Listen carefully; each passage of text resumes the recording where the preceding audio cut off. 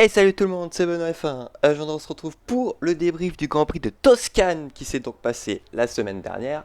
Un Grand Prix qui a été de tout repos. De nombreux rebondissements ont eu lieu pendant la course dont on reviendra plus tard. Il y a eu beaucoup de choses. Je pense on s'est pas endormi devant. Ça fait plaisir de voir que même avec des grosses circonstances de course, on peut avoir un classement what the fuck, mais je vous en dis pas plus, on verra ça plus tard. Tout d'abord, on va donc commencer par les essais libres 1 qui a vu donc la Mercedes Valtteri Bottas faire le meilleur temps pour 48 millième devant Max Verstappen et Charles Leclerc. Charles Leclerc 3ème, oui oui, vous ne rêvez pas. Après c'est que les essais. Lewis Hamilton 4ème devant Pierre Gasly 5ème et Esteban Ocon 6ème. Danny Kiat finit donc 7ème. Les AlphaTauri ont l'air plutôt en forme ici. Donc ils finissent devant Lando Norris 8ème, Alexander Albon 9ème et Daniel Ricciardo 10ème, Kimi Raikkonen 11ème. Et oui, on sait que Raikkonen il connaît très très bien ce circuit parce que voilà, il a fait ses premiers essais d'ailleurs en F1 il y a 20 ans. C'était sur une Sauber à l'époque, enfin au Mugello évidemment. Et à noter bien évidemment la déception comme Racing Point qui se classe seulement 18 et 19ème. Donc très très tendu les deux Racing Point. Même les McLaren, c'était pas trop à leur aise parce que Carlos Sainz fait seulement le 15e temps. Donc c'est dommage. Sachant que comme je vous l'ai dit donc, pour Kimi Raikkonen, il y a plusieurs autres pilotes qui connaissent ce tracé. Je crois qu'il y a Hamilton, Ricciardo, il y a je crois les deux pilotes Ferrari. Et je crois que c'est tout Ricciardo, mais je crois que je l'ai déjà dit. Mais c'est uniquement ces pilotes-là qui connaissent principalement le circuit du fait des essais privés de 2012. D'ailleurs, Grosjean avait le meilleur temps dessus. Donc, euh, donc voilà pour la première séance d'essais libres. La deuxième séance, on garde toujours le même leader, Valtteri Bottas, premier devant Lewis Hamilton pour 2 dixièmes quand même, mine de rien. Sachant que Valtteri Bottas n'a pas testé en deuxième séance la composée dure, enfin la gomme la plus dure, je vais y arriver. Suivent ensuite les deux Red Bull, Verstappen devant Albon et les deux Renault, Ricciardo devant Ocon. Sergio Perez fait le 7ème temps devant Pierre Gasly et Kimi Raikkonen qui donc confirme la belle forme de l'Alfa Romeo. Charles Leclerc finit donc 10ème devant la Racing Point de Lance Stroll et son coéquipier Sébastien Vettel 12ème. Suivent ensuite Carlos Sainz et Lando Norris 13 et 14ème. Daniel Ricciardo 15ème et les deux As en 19 et 20e place. À noter que Grosjean a eu un problème de boîte de vitesse, il me semble. Et Vettel a eu un problème moteur également pour cette deuxième séance d'essai libre. Troisième séance d'essai libre et on prend le même et on recommence. Valtteri Bottas, jamais 203 comme on dit. Hein. Il mène pour la troisième fois, donc la troisième séance d'essai libre, pour 17 millièmes seulement quand même devant Max Verstappen et pour 83 millièmes devant Lewis Hamilton. Suivent ensuite la Racing Point de Lance Stroll, l'AlphaTauri de Pierre Gasly et l'autre Racing Point de Sergio Perez 6ème. Charles Leclerc fait donc 7ème devant Alexander Albon 8ème. Danny Kiat 9ème et Romain Grosjean 10ème. Kimi Raikkonen a eu quand même un petit peu de mal en troisième séance d'essai libre puisqu'il signe seulement le 14ème temps derrière Antonio Giovinazzi. Lando Norris 19ème derrière Sébastien Vettel 18ème. Et maintenant, on va passer aux qualifications. Et la grande surprise déjà de cette qualification, on va bien sûr évidemment commencer par la Q1. Et la Q1, la première grosse surprise, c'est Pierre Gasly qui ne passe pas la première séance. Et oui, on sait que voilà. D'ailleurs, la petite stat, c'est que une autre coïncidence. Ah non, c'est plus tard la coïncidence, pardon. C'est en course, au moment du crash. Mais vous allez voir c'est marrant. Donc les éliminés de Q1, on a donc Pierre Gasly, Giovinazzi, Russell Latifi et Magnussen. Magnussen qui a eu Un gros problème quand même, mine de rien, puisqu'il se prend 28 millième par Nicolas Latifi. George Russell 30-0, il s'est jamais fait battre en qualification depuis qu'il est en F1. Peut-être ça arrivera cette saison. On espère pour Latifi quand même qu'il brise cette série. A noter d'ailleurs que George Russell nous a fait quand même petite frayeur en qualification puisqu'il avait les deux à un moment dans un virage. Alors je ne sais pas du tout les noms du virage, j'en connais juste un, c'est déjà bien. Mais il nous a fait une petite frayeur avec je crois 2 roues ou 3 roues dans le gravier. Il a failli partir en tête à queue.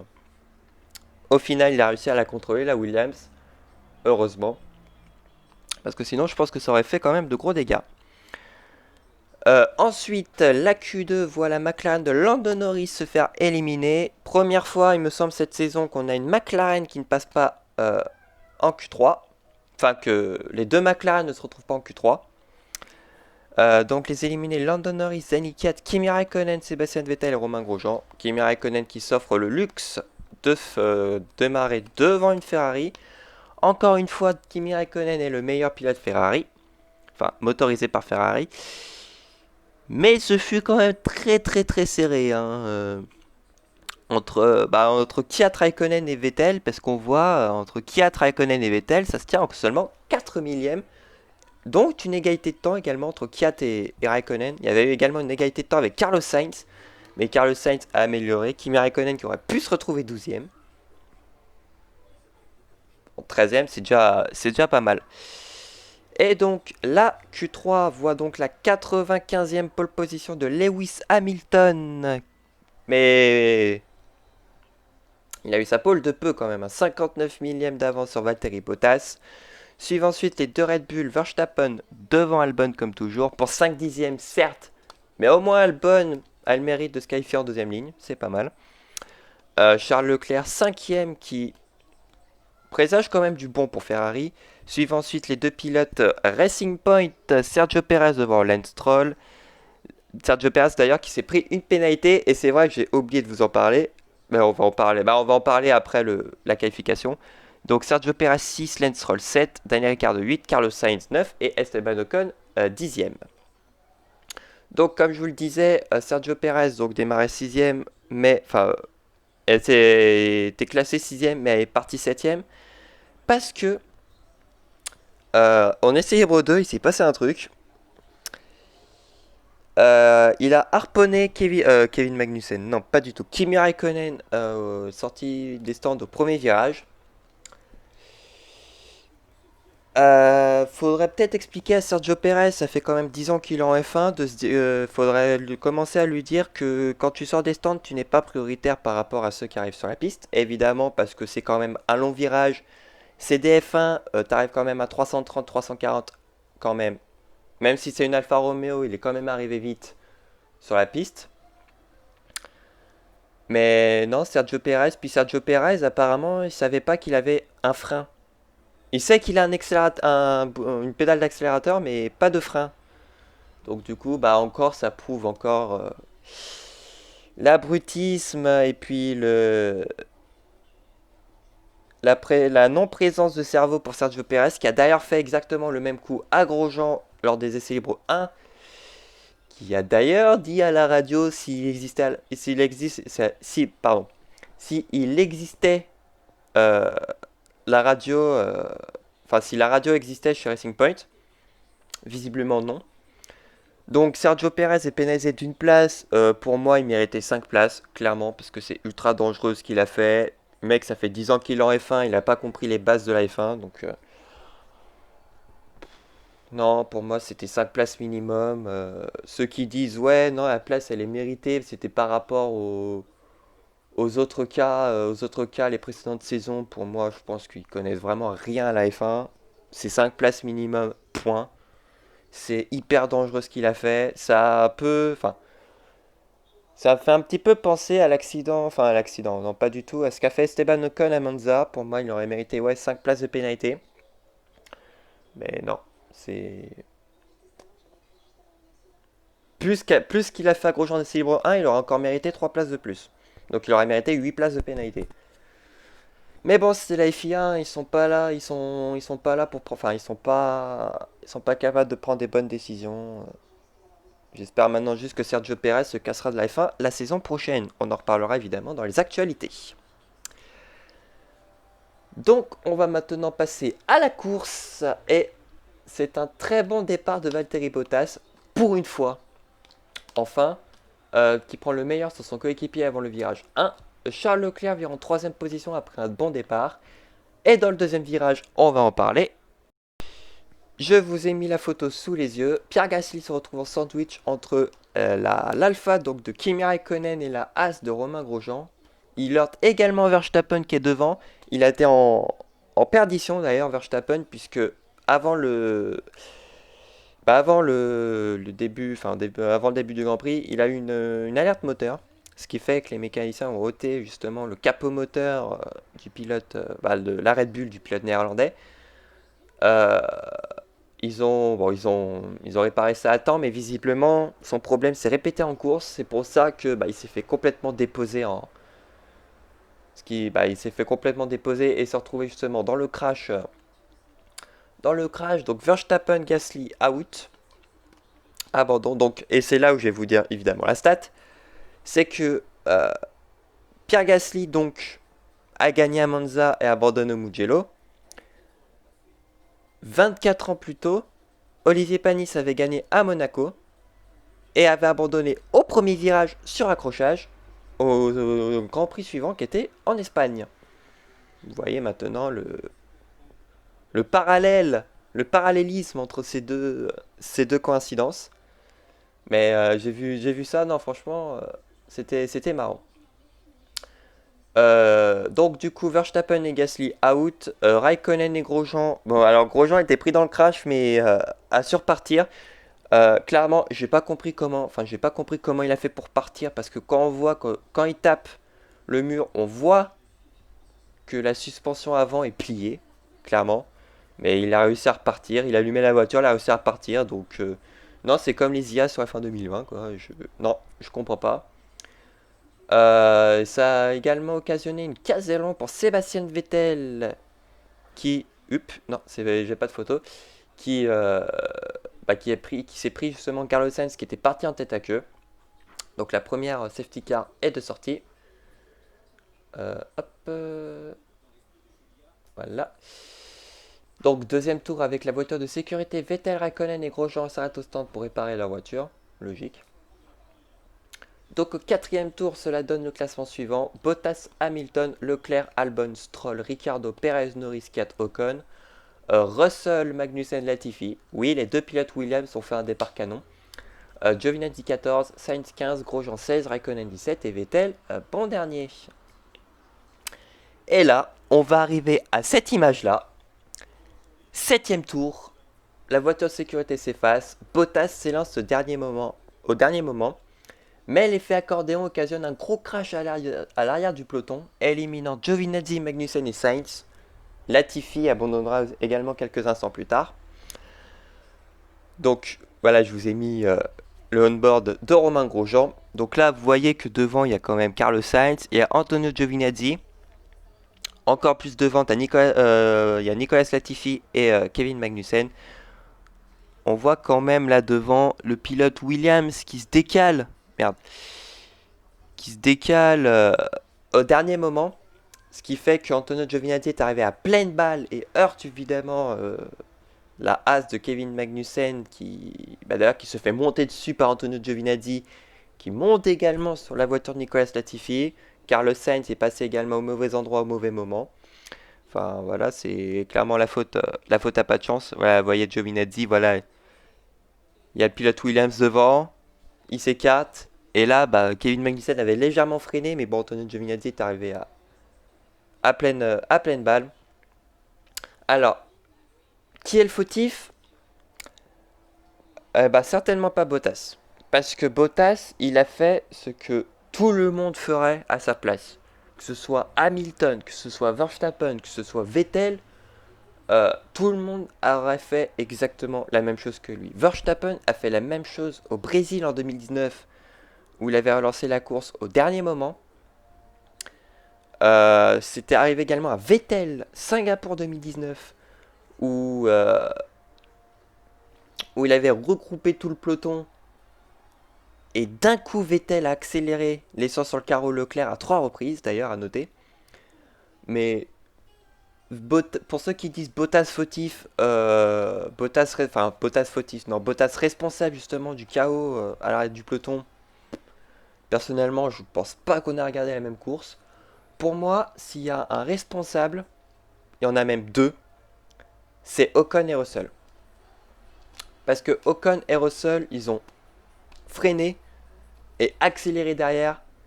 Ce qui a noté, d'ailleurs, on voit devant la Haas de Magnussen, Russell et Ocon. Ils ont accéléré au dernier moment, enfin ils ont freiné, puis accéléré, ce qui a fait que Magnussen a dû freiner, a dû poser le pied sur le frein. Et ce qui fait qu'Antonio Giovinazzi, il n'a pas vu justement que Magnussen avait freiné puisqu'il était justement caché par Latifi. Ce qui a fait que 3 bagnoles au tapis, même 4 bagnoles au tapis. Donc non, Ocon et Russell sur le coup auraient dû avoir une pénalité. On a eu 12 pilotes avertis, qui ont eu un avertissement par rapport à ça. Donc il devait y avoir les 2 pilotes Renault, il devait y avoir Russell, Giovinazzi, Magnussen, Sainz, il devait y avoir Latifi, il devait y avoir Albon, Perez, enfin il y en a 12. Donc voilà, mais pour moi Ocon et Russell auraient dû avoir au moins 5 secondes de pénalité, parce que c'était quand même hyper dangereux. Donc, 9ème tour, après 2 tours sous safety car, les commissaires de course décident de brandir le drapeau rouge. Donc on notera le classement au 9ème tour: Bottas, Hamilton, Leclerc, Albon, Stroll, Ricciardo, Perez, Norris, 4 Ocon, donc c'est le top 10. 11 Russell, 12 Raikkonen, 13 Vettel, 14 Grosjean et 15 Latifi. Latifi qui abandonnera quelques secondes plus tard. Et avant même le deuxième départ, on apprend qu'Ocon met pied à terre, évidemment, puisque les freins du pilote français avaient surchauffé. Ce qu'avait remarqué Russell d'ailleurs en début de course. Et la stat qui fait mal, c'est qu'on a 7 pilotes au tapis avant même le 10ème tour. On a donc 13 pilotes encore en course alors qu'on n'est même pas au premier tiers de la course. C'est quand même flagrant. Donc le deuxième départ, et cette fois-ci c'est Hamilton qui prend un meilleur envol que Bottas et vire en tête. Derrière eux, Leclerc, Stroll, Perez et Ricciardo. 15e tour, Ricciardo commence à monter au classement, il passe Perez pour la 5e place, et pendant ce temps derrière, Vettel vient à bout de Raikkonen, l'Allemand est à la porte des points. 16e tour, Stroll passe Leclerc pour la 3e place, et plus loin, Albon prend le meilleur sur Perez pour la 6e place. Au 18e tour, Ricciardo continue sa montée puisqu'il passe Leclerc pour passer 4e. Et d'un coup, Leclerc il commence sa dégringolade, puisque 3 tours plus tard, il se fait passer par Perez pour la 7ème place. En 3 tours, il a perdu 3 places, et même plus simple, en 12 tours, il a perdu 4 places. Est-ce que c'est la Ferrari qui est vraiment mauvaise? Est-ce que c'est les pneus qui ont souffert? Je pense plus que c'est les pneus, parce que c'est vrai que le Mugello, la dégradation est quand même très forte.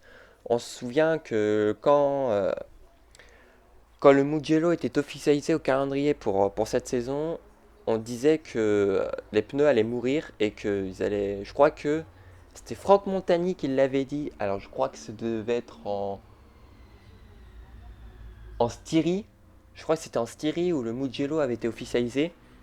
Franck Montagny avait dit que les pneus allaient tenir même pas un tour en full attaque.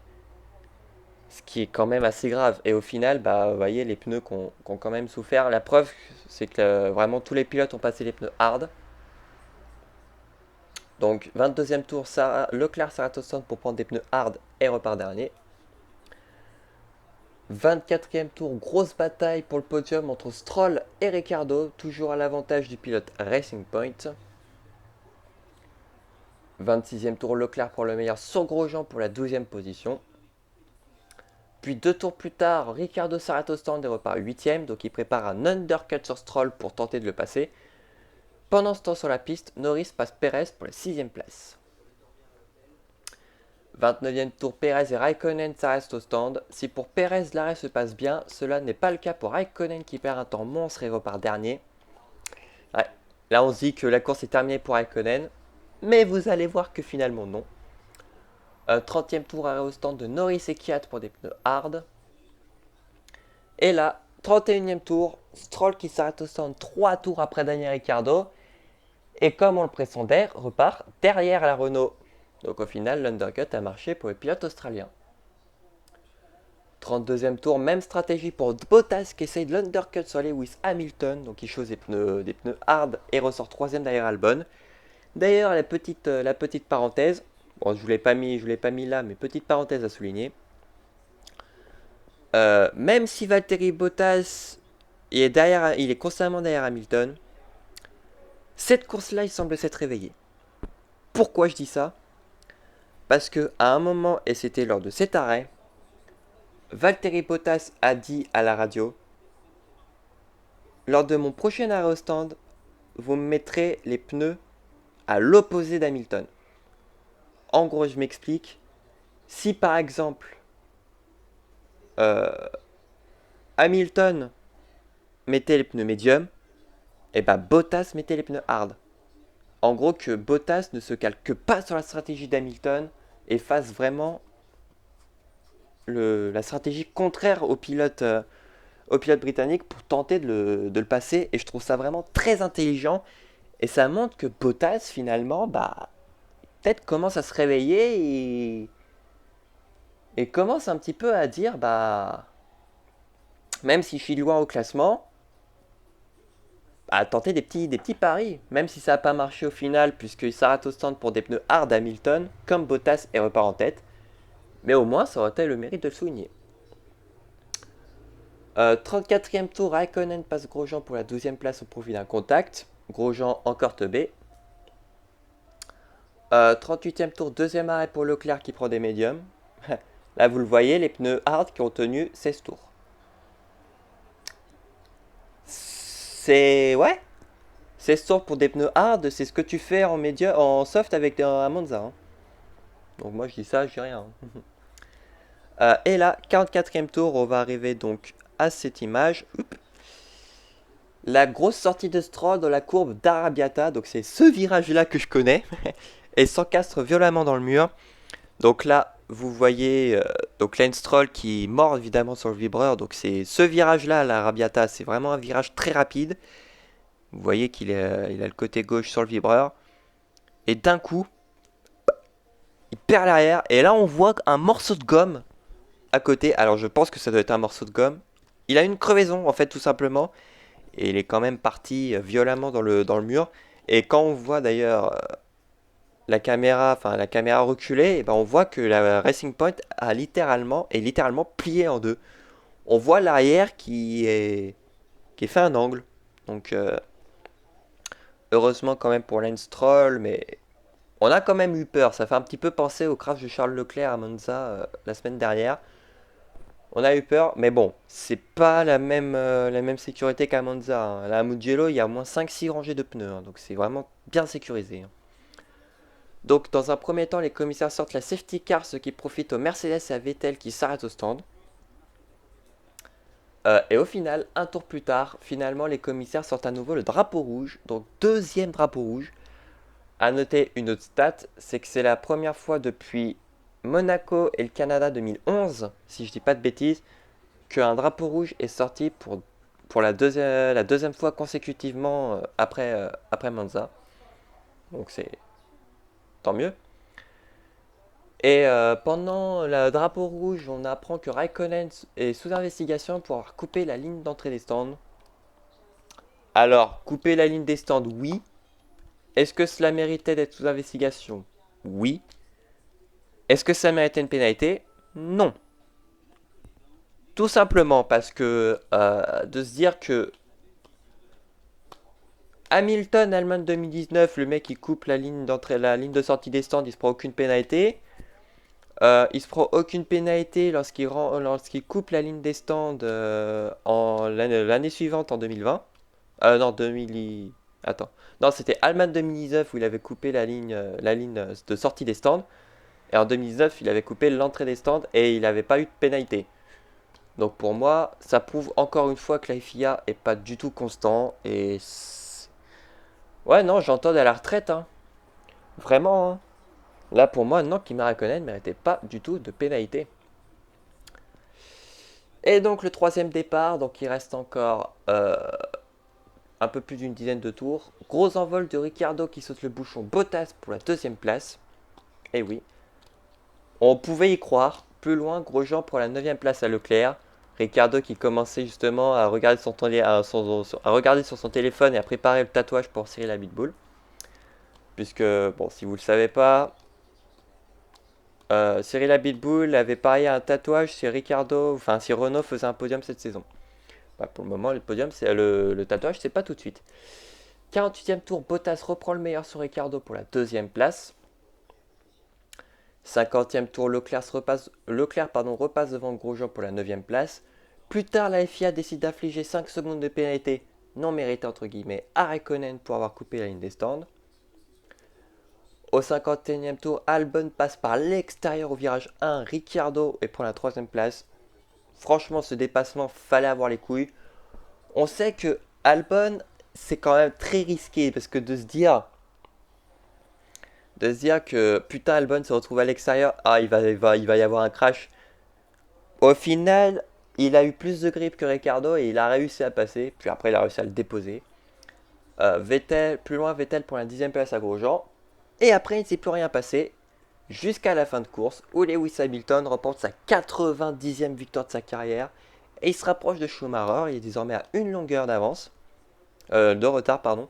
Donc devant Bottas et Albon qui monte enfin sur son premier podium en F1 lors de son 30e départ.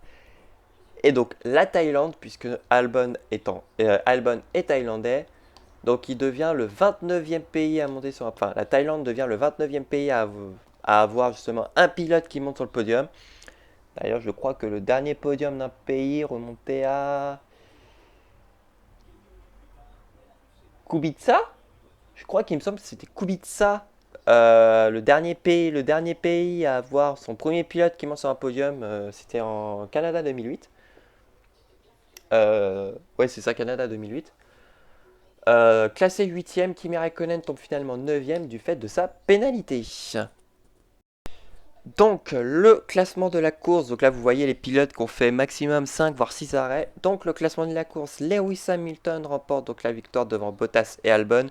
Ricciardo qui malheureusement finit 4ème devant Perez 5ème. Norris finit 6ème devant Daniel Ricciardo 7ème. Meilleur résultat de sa carrière pour le moment pour le pilote russe. Donc du fait de la pénalité du pilote finlandais, Ferrari obtient donc, Leclerc obtient les 4 points de la 8ème place devant donc Kimi Raikkonen qui ouvre enfin son compteur cette saison et Sébastien Vettel 10ème. A noter la P11 et la P12 pour George Russell et Romain Grosjean. George Russell qui aura quand même mené, pas du tout, qui aura quand même été dans les points pendant à peu près les 3 quarts de la course quand même. Et malheureusement, avec la dernière relance, il a tout perdu. Et donc à noter les abandons de Stroll, Ocon, Latifi, Magnussen, Giovinazzi, Sainz, Verstappen et Gasly. Au classement du championnat du monde des pilotes, Hamilton compte désormais 55 points d'avance sur Bottas, donc désormais 2 victoires en plus, et 80 points d'avance sur Verstappen, 3ème avec 110 points. Verstappen qui a d'ailleurs connu son 2e abandon consécutif cette saison. Norris est 4ème avec 65 points devant Alexander Albon, 5ème avec 63 points. Et suivent ensuite une belle bataille entre Stroll, Ricciardo, Leclerc, Perez et Gasly. Stroll 57, Ricciardo 53, Leclerc 49, Perez 44 et Gasly 43. Allez, maintenant, comme d'habitude, on va faire un petit point sur le classement, sur la Formule 2 et la Formule 3. Donc on va commencer par la course longue de Mugello qui a vu la 2e victoire de la saison pour Nikita Mazepin devant Luca Giotto et Louis Delétraz. Premier doublé high-tech pour leur première saison d'ailleurs, à noter.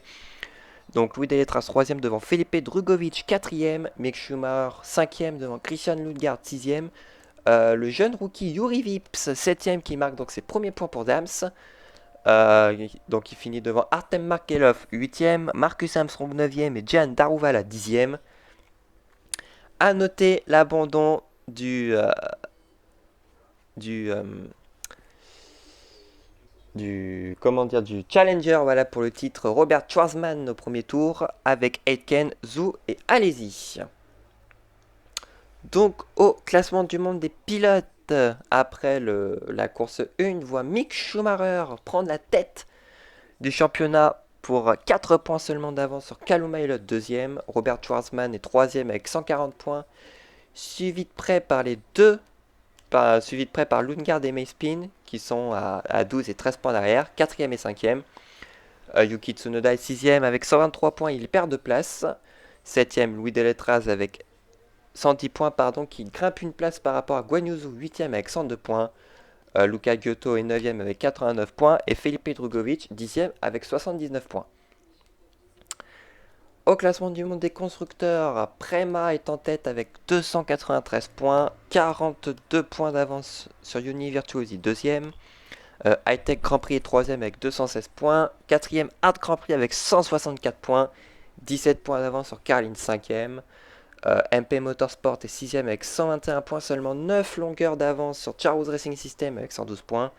Dams est 8ème avec 86 points, devant Campos Racing 9ème avec 35 points. Les deux dernières écuries n'ont pas changé. BWT, HWR Race Lab 13 points et Trident 5 points. La course sprint de ce Grand Prix du Mugello a vu la victoire de Christian Lundgaard, la deuxième victoire de sa carrière en Formule 2, devant Louis Deletraz et Yuri Vips, qui obtient donc son premier podium en Formule 2. Mick Schumacher 4ème devant les deux Uni Virtuosi de Guan Yu Zhou et de Callum Ilott. Gian Daruvala est 7ème devant le premier point, il me semble, cette saison de Marino Sato, le pilote japonais sur Trident.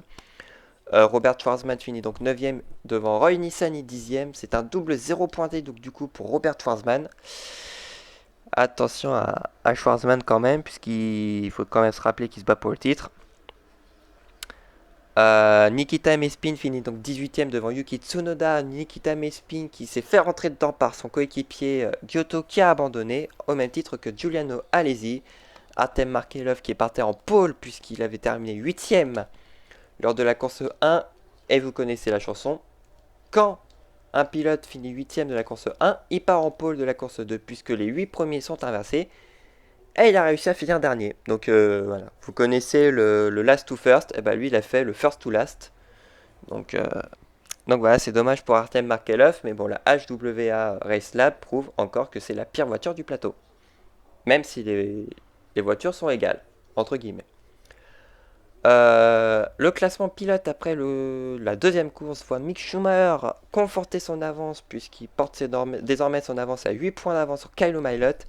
Christian Lundgaard monte sur le podium, 3ème avec 145 points, 5 points d'avance sur Robert Schwarzman, 4ème avec 140 points. Nikita Mazepin 5ème avec 127 points devant Yuki Tsunoda, 6ème avec 123 points, 1 point seulement d'avance sur Louis Deletraz, 7ème. Guan Yu Zhou 8ème avec 108 points, devant Luca Giotto 9ème avec 89 points et Felipe Drugovich 10ème avec 79 points. Au championnat du monde des constructeurs, Prema Racing et Uni Virtuosi 40 points d'écart, 301 points contre 261. 216 points pour Hightech Grand Prix qui maintient toujours sa troisième position devant Hart 4ème. Carlin est 5ème avec 149 points devant cette fois-ci Charles Racing avec 124 points. Il passe MP Motorsport pour 3 points. Dams est 8ème avec 96 points. Ils reviennent mine de rien sur le duo devant. Campos est 9ème avec 35 points. HWR Slab 10ème avec 13 points. Et Trident 11ème avec 6 points. Et maintenant on va passer à la Formule 3, la course 1 qui voyait donc la victoire de Frédéric Vesti devant Jack Hughes et Théo Pourchaire. Lirim Zendeli est 4ème devant Enzo Fittipaldi 5ème. Logan Sargent 6ème devant Alexander Smolyar 7ème. David Beckman est 8ème devant Sébastien Fernandez 9ème et Liam Lawson 10ème. A noter le seul abandon de Ben Fiscal sur MP Motorsport. À la fin de la course 1 de ce Grand Prix de Mugello, Oscar Piastri et Logan Sargent sont à égalité de points, puisque oui, Oscar Piastri finit très loin, il finit 11ème, donc du coup il partira pas en pole, puisque cette fois-ci, En gros, c'est le même système que la Formule 2, mais cette fois-ci, c'est les 10 premiers qui voient leur place inversée. Donc, Oscar Piastri et Logan Sargent sont à égalité de points avec 160 points. 9 points d'avance sur Théo Pourchaire, 3ème avec 151 points. Frédéric Vesti est 4ème avec 142,5 points qui monte donc de 2 places par rapport à Lawson et Beckman qui ont tous les deux 128 et 127,5 points. Jack Hughes est 7ème avec 106 points et demi devant Lirim Zendeli 104 points. Alexander Peroni et Richard Verschoor sont 9ème et 10ème avec 64 et 63 points. Donc, 3 pilotes peuvent se battre pour le titre à l'issue de la course 2. Donc Piastri, Sargent et Pourchaire. Donc pour que Pourchaire soit champion, 3 conditions. Si Pourchaire gagne, faut pas que les deux pilotes soient dans le top 6. Enfin, se classent 6ème ou moins. Si Pourchaire est deuxième, faut pas que les deux pilotes. Enfin, faut que les deux pilotes se classent hors du top 7. Et si Pourchaire est troisième, fallait que les deux pilotes ne fassent pas mieux que 8ème. Enfin, ne fassent pas mieux que. Enfin, ne soient pas dans le top 8, tout simplement. Et donc pour la course 2, donc Théo Pourchaire 3ème, mais malheureusement Oscar Piastri 7ème. Donc c'est le pilote australien qui sera couronné champion de F3. Donc le classement de la course 2 a vu donc la victoire de Liam Lawson devant David Beckman et Théo Pourchaire. Enzo Fittipaldi finit 4ème devant Richard Verschoor 5ème. Jack Hughes finit 6ème devant Oscar Piastri 7ème. Sébastien Fernandez finit 8ème. Frédéric Vesti 9ème et Alexander Smolyar 10ème. A noter l'abandon de Logan Sargent qui malheureusement n'aura pas survécu un tour. Et de Lirim Zendeli qui malheureusement n'aura pas fait un tour non plus. Et donc au championnat du monde des pilotes, Oscar Piastri, nouveau pilote qui succède donc à je ne sais plus, Antoine Hubert, il me semble. Oui, c'est ça. Je crois que c'est Antoine Hubert, ouais, le précédent champion. Donc Oscar Piastri, nouveau champion, 164 points contre 161 pour Théo Pourchaire qui finit donc vice-champion à 17 ans. Quand même, et oui, 17 ans. Logan Sargent 3ème avec 160 points. Frédéric Vesti 4ème avec 146 points et demi. Qui finit donc avec 2,5 points d'avance sur Liam Lawson 5ème. David Beckman finit donc 6ème avec 139,5 points. Jack Hughes 7ème avec 111,5 points. Lirim Zendeli finit 8ème avec 104 points. Richard Verschoor finira donc la saison 9ème avec 69 points. Alexander Peroni 10ème avec 64 points. Verschoor quand même, grosse déception parce que Verschoor ça fait quand même 3 saisons qu'il est là. Donc attention Verschoor, le pilote néerlandais. Et donc voilà, maintenant on va passer aux actualités. Et la principale actualité qu'on peut parler, c'est cette info. Vettel a enfin signé chez Aston Martin à la fin de... Enfin non, pour 2021, pardon. Donc il remplacera Sergio Perez qui avait donc... Donc la signature s'est faite mercredi et le communiqué justement du départ de Sergio Perez s'est fait la veille, donc mardi. Mardi dernier, hein, évidemment. Même mardi... même mardi d'avant. Donc il y a 2 semaines. Donc voilà, Vettel a signé donc chez Aston Martin. Alors ça parlerait d'un contrat de 2 ans avec option pour 2023. Donc il sera aligné aux côtés de Lance Stroll pour la saison 2021. Est-ce que c'est un bon choix forcément pour Aston Martin? Bah la venue de Vettel, ça me coince un peu. Parce que... Enfin ça coince un peu dans le sens où j'aurais préféré voir Hülkenberg. Puisque, à contrario de Vettel, ok, il est 4 fois champion, mais il a aucune connaissance de l'écurie. Hülkenberg, il a quand même la connaissance de l'équipe, il a la connaissance des mécaniciens. Il a d'ailleurs fait 2 courses avec eux cette saison. Donc pour moi, j'aurais vraiment préféré avoir Hülkenberg chez Aston Martin plutôt que Vettel. Pour moi, Vettel, faudrait peut-être qu'il débranche. Parce que, bon, Vettel, on voit quand même qu'il est plus motivé. Et Ouais, non, pour moi, perso, je trouve que c'est un mauvais choix d'Aston Martin d'avoir signé Vettel. Alors, Vettel percevra un salaire de 16 millions d'euros par an. Donc, à peu près le salaire qu'il touche cette saison chez Ferrari. Mais non, j'aurais préféré avoir Hülkenberg aux côtés de Stroll la saison prochaine. Bah, d'ailleurs, on va faire un petit parallèle sur un petit peu les line-up. Enfin, les line-up, les. Oui, les line-up du plateau 2021. Donc, chez Mercedes, pour le moment, Hamilton n'a toujours pas confirmé. Mais bon, on sait qu'Hamilton confirmera, mais pour le moment, à l'heure actuelle, il n'est pas confirmé. Seul Bottas a un contrat pour 2021 avec une option 2022. Bon, chez Ferrari, ils ont leur line-up, hein, Leclerc et Sainz, donc longue durée, hein, puisque Leclerc a un contrat jusqu'en 2024 et Sainz a un contrat jusqu'en 2022. Pour Red Bull, Verstappen avait prolongé jusqu'en 2023. Alexander Albon reste encore, pour le moment, on ne sait pas qui sera chez Red Bull la saison prochaine. Normalement, ça devrait être Alexander Albon. Je vois pas qui pourrait aller chez Red Bull. Pierre Gasly, Daniel Kiat. Enfin, pour moi, ce sera Albon. Ensuite, pour McLaren, on a donc leur line-up, enfin le line-up évidemment, hein. Daniel Ricciardo et Lando Norris. Donc Lando Norris a encore un contrat d'1 an et Daniel Ricciardo a signé un contrat de 2 ans, il me semble. Donc voilà. Pour Renault, pareil, le line-up a été, le line-up est fait aussi. Ce sera Fernando Alonso aux côtés de Esteban Ocon. Esteban Ocon qui avait signé un contrat de 2 ans avec une option d'achat pour, enfin option, pardon, pourquoi je dis option d'achat? Je suis pas au foot, hein.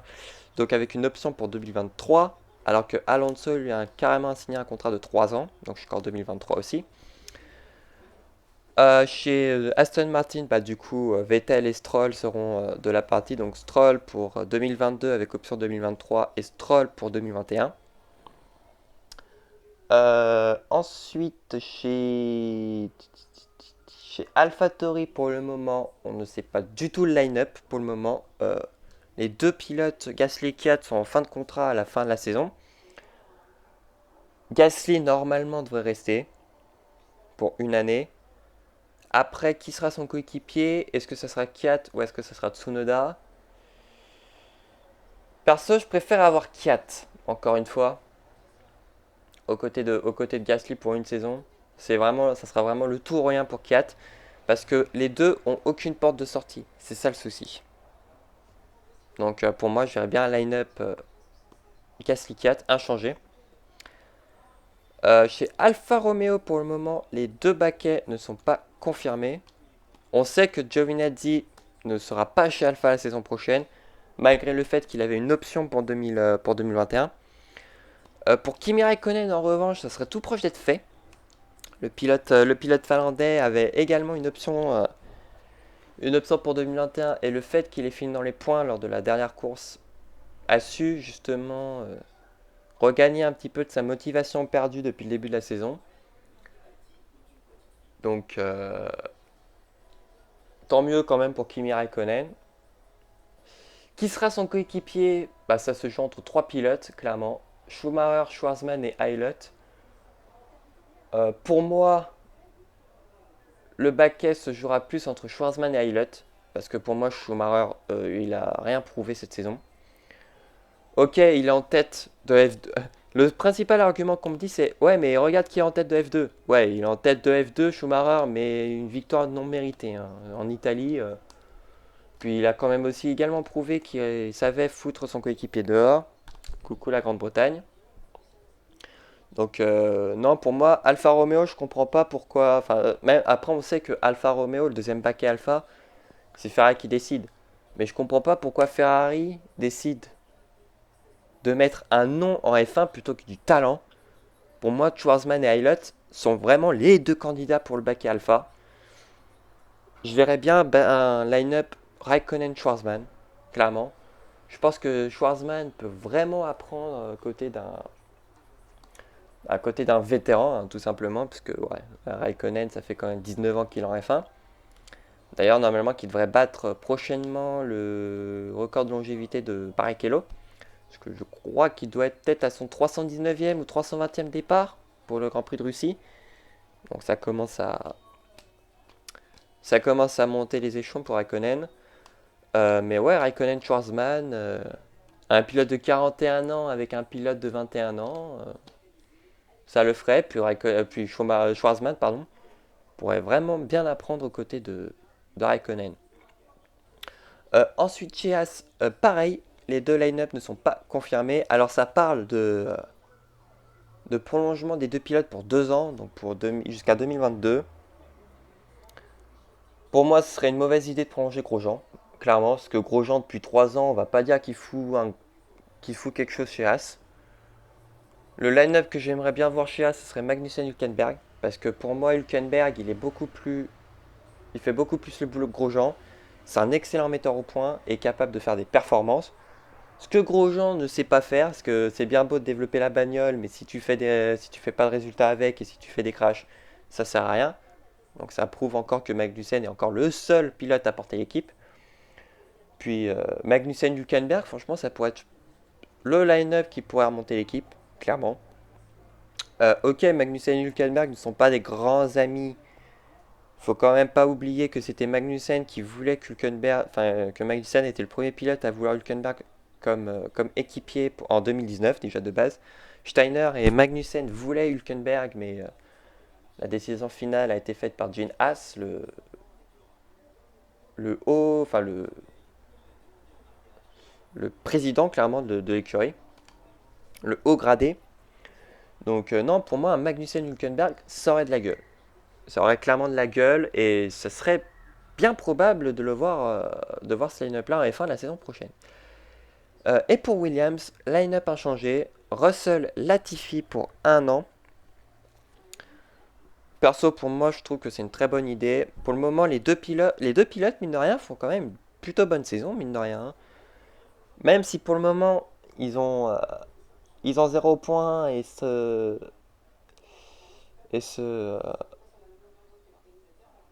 trimballe une charrue. Franchement, les deux pilotes, pour le moment, ils prouvent qu'ils ont une belle pointe de vitesse. Russell, tout comme Latifi. Latifi, franchement, je suis étonné de sa saison. Pour le moment, il fait une saison plutôt correcte. Pour le moment, il est, bon, certes, il n'a pas devancé une seule fois que Russell de, en qualification, mais en course à mérite de souligner, il se montre rapide. Il est encore en phase d'apprentissage, mais tu vois quand même qu'il commence un petit peu à mettre la troisième. Et franchement, c'est très très bien pour lui et pour Nicolas Latifi, dont on rappelle, la Williams s'est fait racheter évidemment par Dorian Capital. Peut-être justement un line-up de stabilité pour le 2021. À voir. Et ben voilà, je pense qu'on a terminé pour ce petit débrief, ce grand débrief qui a duré quand même à peu près 40 minutes. Merci à tous de l'avoir suivi. Si cela vous a plu, n'hésitez pas à mettre un pouce bleu, à vous commenter et à mettre des commentaires et à partager évidemment sur vos réseaux sociaux. Alors on se retrouvera euh, dimanche normalement dimanche pour le débrief du Grand Prix de Russie à Sochi. D'ici là, portez-vous bien. Ciao tout le monde.